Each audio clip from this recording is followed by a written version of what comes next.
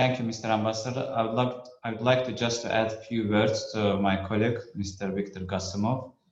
And before doing so, I would like to express my sincere gratitude to Caspian Policy Center for organizing this virtual conference to discuss COVID-19 in the region.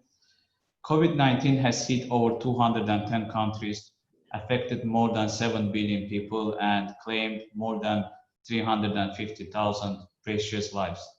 We desire the repose of the souls of those who died from the pandemic in our country and around the world. We express our condolences to their families and wish those infected a speedy recovery. Azerbaijan took prompt and necessary measures to prevent the spread of coronavirus. Following the government's executive order at the beginning of the year, operational headquarters was set up under the Cabinet of Ministers. As Mr. Gasimov has already spoke about it, so I will just keep it short. During the pandemic, the priority for us was to protect people's health and their social security. All public events have been postponed or cancelled since March. From 3rd of March, teaching at all educational institutions across the country gradually suspended.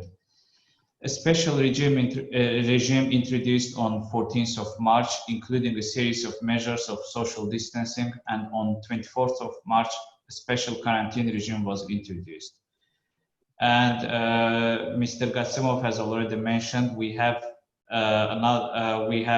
spared like 20 hospitals which has been allocated for the treatment of patients with coronavirus. We are planning to build and commission 10 modern modular type hospitals with 200 beds each to increase the hospital bed capacity. And we have laboratory tests, medical equipment and supplies, all has been purchased and delivered to Azerbaijan. On March 19th, Mr. President Ilham Aliyev signed the decree on measures to protect the public health in the Republic of Azerbaijan and strengthen the countermeasures against the coronavirus infection. The Coronavirus Response Fund was established under the decree.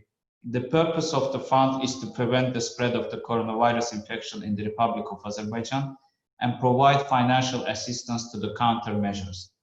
Currently, the amount of donations transferred into the fund exceeds 113 million manats, which is equivalent to around $67 million.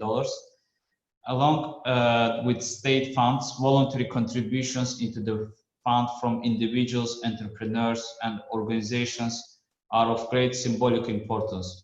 It's an example of solidarity in Azerbaijani society. Thus, because of all these measures, the mass infection was prevented. Now our concerns are growing about the second wave of infection. In case of a second wave of coronavirus in Azerbaijan, we have enough health system capacity. Preparedness of the healthcare system is more important than ever because no one knows how long coronavirus will spread. In Azerbaijan, all confirmed patients, even those without symptoms, are isolated in the hospitals. We have placed our most modern hospitals at the disposal of patients with the coronavirus.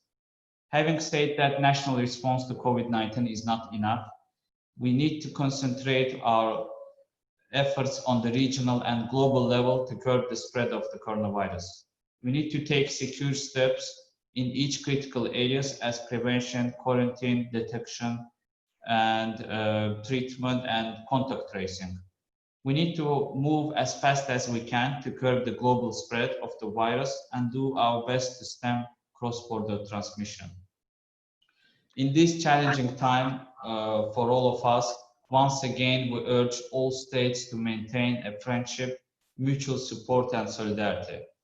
We express our thanks to everyone for cooperation, and I would like to thank again Caspian Policy Center for organizing this great video conference. Thank you very much, Mr. Ambassador.